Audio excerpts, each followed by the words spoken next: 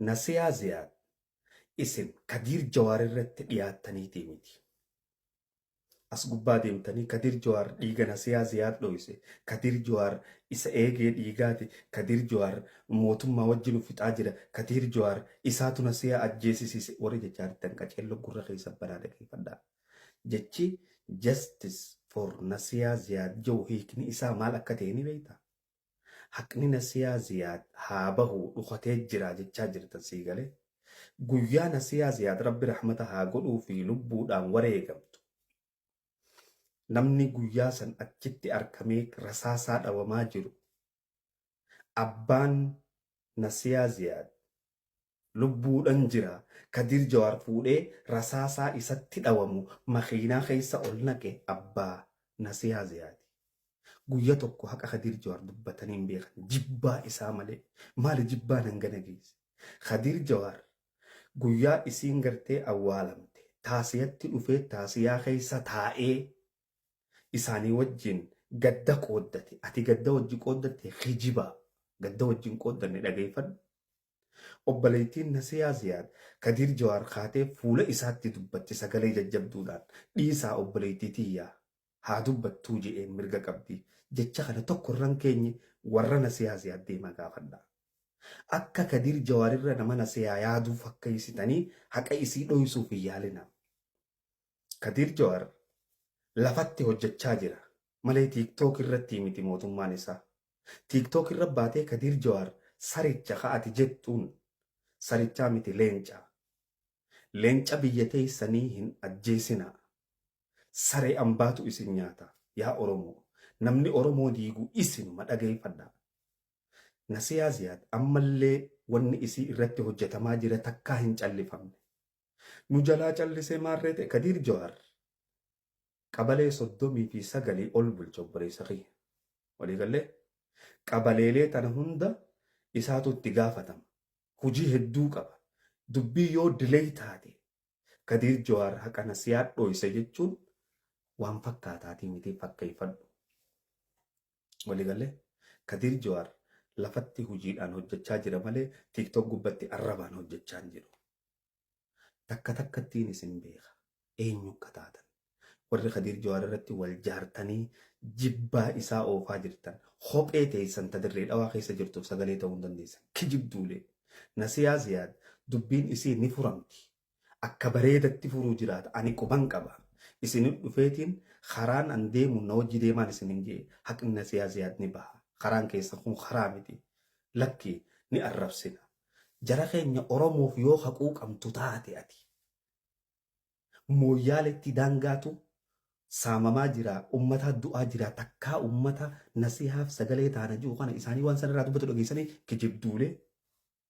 Cinaaksanitti ummata cidhaa muramu jira. Takkaa ummata kana waan kanarraa dubbatu dhageessanii. Oromoof dubbanna yoo kan jennu taate Wallaggatti Oromoo waywaachuu jira. Just yeroo ammaan tana isaanii waan kanarraa dubbatu dhageessanii.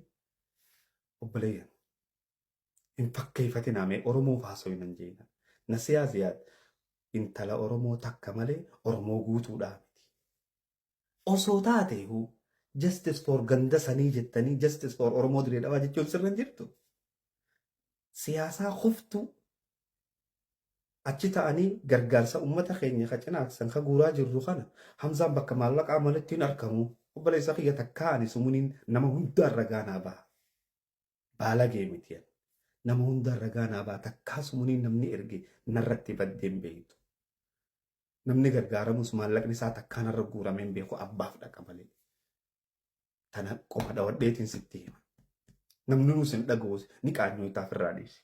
Waan akkana Hamzaan bakka maallaqaa malee dhaabbatu bakka Oromoo takka irraa hafeen beeku. Siifii ni mujjira malee uummanni na beeka.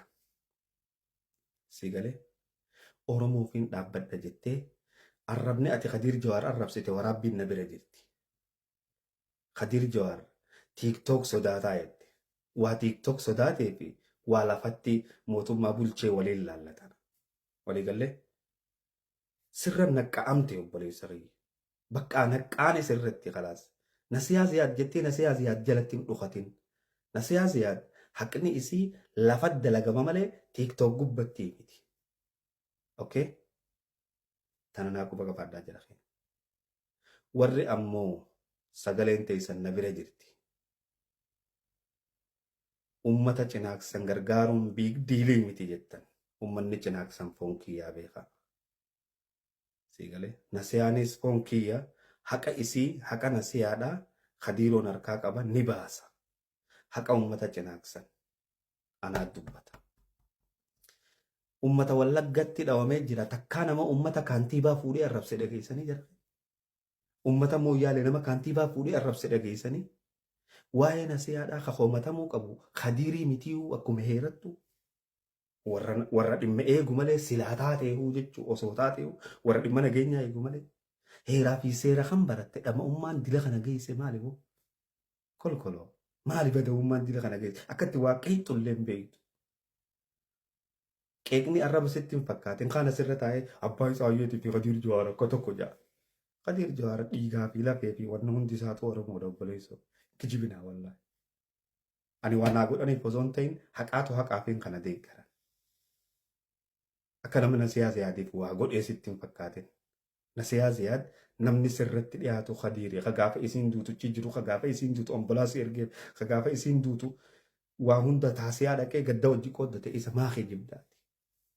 Maali namni guddaan salphoon akkanaa? Maali faradduun akkanaa?